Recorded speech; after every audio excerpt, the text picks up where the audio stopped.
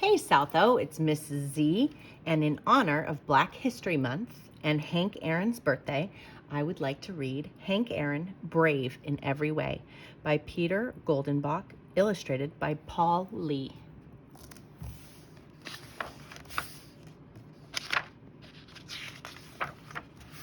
Hank Aaron, Brave in Every Way, reading with permission from Voyager Books and Harcourt.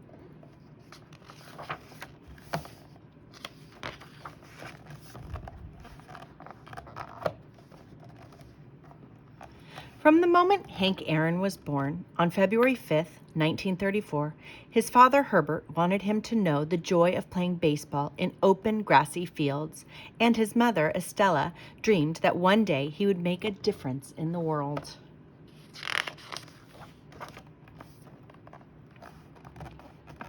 It was the time of the Great Depression, and like millions of others, Herbert Aaron had great difficulty finding work. He had saved enough to buy some open country land just outside Mobile, Alabama, but he didn't have the money to buy a house or even the wood to build one. Hank was 8 before his dad was finally able to build a small home for his family with the used boards from a torn-down house. The new house had no lights and no window panes. It had no bathrooms. It had no refrigerator. But inside the Aaron house there was plenty of love. And nearby in a pecan grove was an open field for playing ball.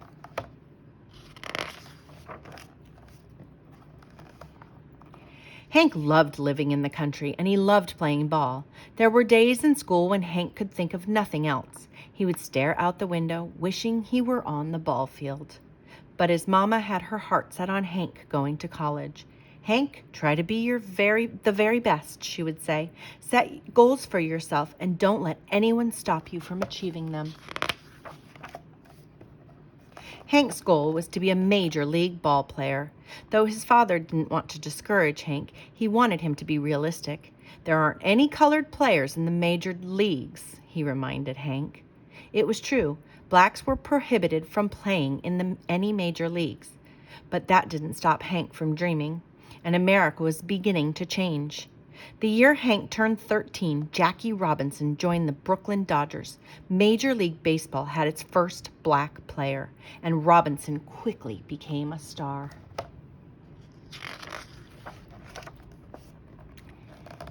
Hank studied, but he also played, and he was good.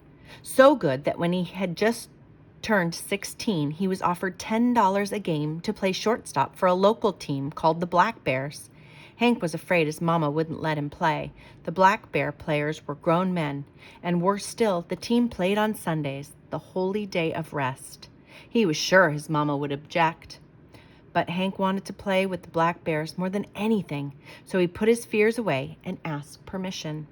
To his surprise, his mama came up with a compromise. He had to stay in school during the week and get his diploma, and she wouldn't let him travel with the team or be paid on Sunday, but he could play in every home game. During his first year with the Black Bears, Hank displayed his extraordinary talents. He hit for a high average, was fleet on the bases, fielded well, and showed a strong throwing arm. He even hit some home runs. After a second season with the Black Bears, Hank was offered a job playing far from home for a professional team called the Indianapolis Clowns. Hank's mama didn't understand how becoming a baseball player could help her son make a difference in the world. But she had faith in Hank, and she saw that he loved the game. So Estella made Hank a couple of sandwiches and stuffed $2 into his pocket. Too upset to go to the train station to see him off, she stood in the yard crying as Hank left. "Your dad and I will be thinking of you always," she told him. "Be strong, son." Hank Aaron was strong, and he soon impressed everyone with his talent. Wherever he played, Hank became a star. Then, in 1954, Hank joined the Milwaukee Braves. He had done what he had dreamed of. He had made the major leagues.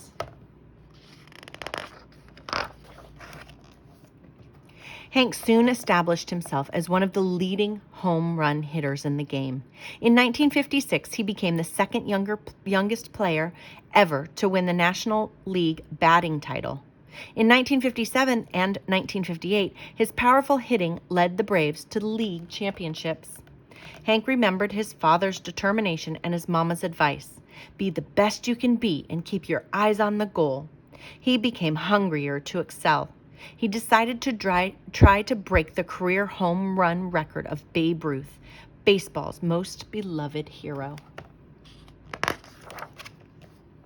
When the Braves moved from Milwaukee to Atlanta, Georgia in 1966, it helped Hank. He found it easy to hit home runs in the cozy Atlanta stadium, and he was happy to be close to home.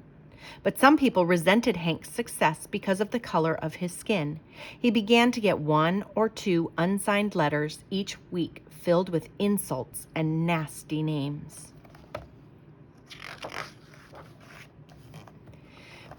By the end of 1972, Hank was only 41 home runs shy of the mighty Babe's 714, the most revered record in all of American sports.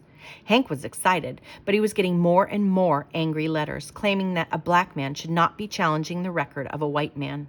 Hank decided to fight the best way he could. He swore that each angry letter would add a home run to his list record. When the new season started in 1973, Babe Ruth's sacred record lay ahead. The hate mail now arrived in torrents. Hank even got death threats, but Hank Aaron refused to allow anyone or anything to stop him. And something remarkable happened that spring. The nation's newspapers began running stories telling about the hate mail. A chorus of well-wishers wrote Hank almost 1 million letters to offer him support. Throughout his life, Hank had had the support of his mother and father, but now a whole country of fans cheered for him. Hank finished the 1973 season with 713 home runs, just 1 behind Babe Ruth.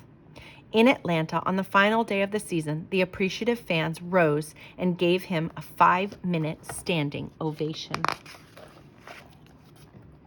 Hank's next season began on the road in Cincinnati. The entire nation was watching. In the very first game, Hank hit home run number 714 off pitcher Jack Billingham. He was tied with the Babe. From now on, every home run would set a new record. When the Braves returned to Atlanta, the governor of the state of Georgia and the mayor of Atlanta were in the stands to watch Hank. So were Hank's mother and father. They had been his inspiration. They had taught him well. Hank was happy to know they were there. In the 4th inning, 2 were out. A runner was on first. Hank watched as Dodger pitcher Al Downing threw a pitch and low and down the middle. Hank swung.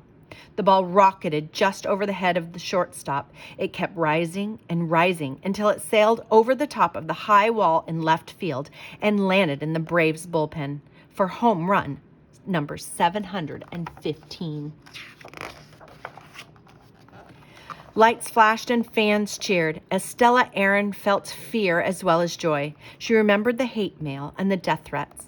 What if someone tried to stop Hank from reaching home plate? As Hank passed second base, a couple of fans raced out of the stands to congratulate him. As he rounded third and headed for home, the entire Braves team rushed out to home plate to greet him. As he trotted toward home, his teammates parted for awaiting Estella Aaron. When Hank touched the plate, his mama threw her arms around her boy. Hank was surprised his mama was hugging him so hard. When she was sure he was safe, she finally let go.